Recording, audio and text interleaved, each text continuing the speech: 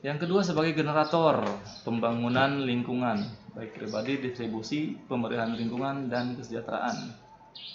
Ya, sebagai penggerak di lingkungan tempat kalian tinggal.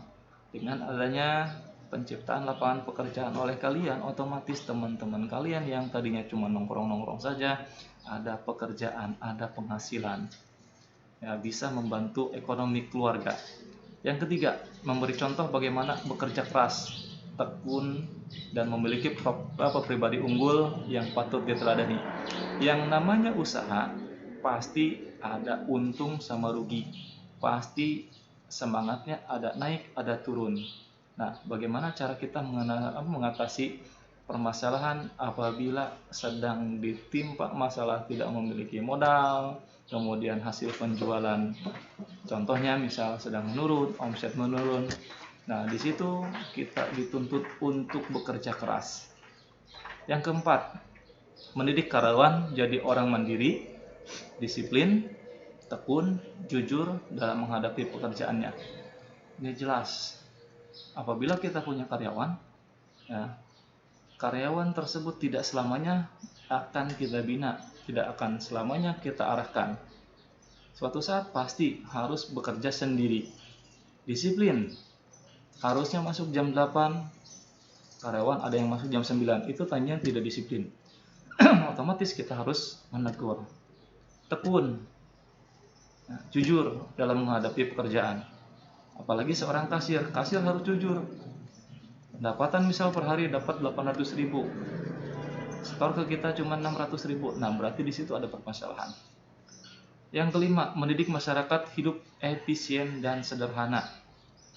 Ya, artinya apa? Artinya masyarakat dituntut untuk bagaimana caranya menghadapi hidup ini dengan sebaik mungkin, efisien dan sederhana, tanpa berlebihan. Keuntungannya apa sih berwirausaha? Yang pertama, bisa menjadi entrepreneur, wirausahawan. Nah, jadi entrepreneur itu suatu saat kalau misal kita berhasil, pasti banyak panggilan. Nah, pasti banyak panggilan, otomatis penghasilan juga semakin bertambah. Yang kedua, keuntungan secara maksimal. Nah, karena sudah jadi entrepreneur, kita sudah terkenal, ya, jaringan-jaringan kita sudah banyak, otomatis pendapatan juga semakin banyak juga. Yang ketiga, memiliki potensi wirausaha secara penuh. Yang keempat, membantu masyarakat dalam usaha. Sudah jelas. Adanya lapangan pekerjaan, otomatis masyarakat sekitar kita sedot untuk bekerja. Yang kelima, mencapai tujuan yang dikehendaki. Jelas. Ya, kita ingin jadi orang sukses, pasti akan tercapai dengan kerja keras. Kemudian kelemahannya apa? Kelemahan yang pertama, tanggung jawab sangat besar. Karena usaha sendiri, otomatis kita bertanggung jawab terhadap diri sendiri.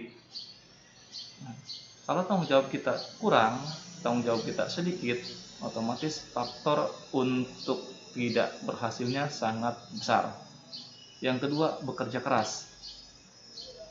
Jelas, segala sesuatu harus dikerjakan dengan sungguh-sungguh. Kalau kita tidak bekerja keras, maka hasil yang akan kita dapat seadanya. Yang ketiga, membutuhkan waktu yang lama. Step by step. Orang sukses itu tidak langsung melejit.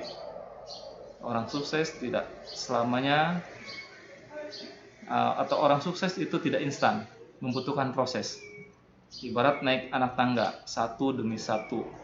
Dari titik yang paling rendah, dari anak tangga yang paling rendah, itu satu-satu anak tangga dilalui, maka akan mencapai ketinggian tertentu. Memperoleh pendapatan yang tidak menentu. Pasti ya, pendapatan kita tidak menentu. Kenapa? Karena berdasarkan omset yang kita terima.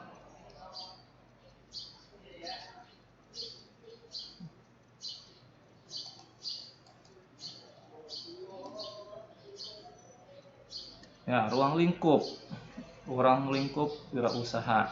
Ada entrepreneur, kemudian ada growth,